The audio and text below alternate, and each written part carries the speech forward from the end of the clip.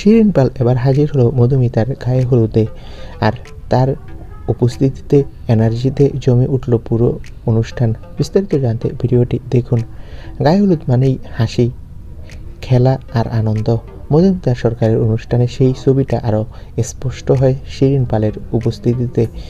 অনুষ্ঠান স্থলে ঢুকে শিরিন এমনভাবে সবার সঙ্গে মিশে যান যেন বহুদিনের আপন মানুষ।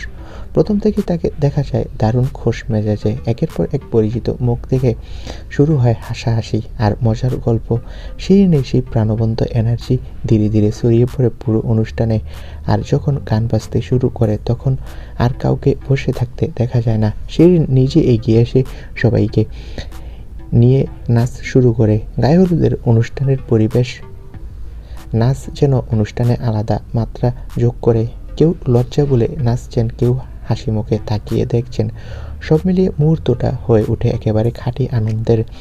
আর নাচতে নাচতে মধুমিতাকে স্টেজে তুলে নেয় শিরিন। মধুমিতাও তাদের সঙ্গে তাল মেলায়।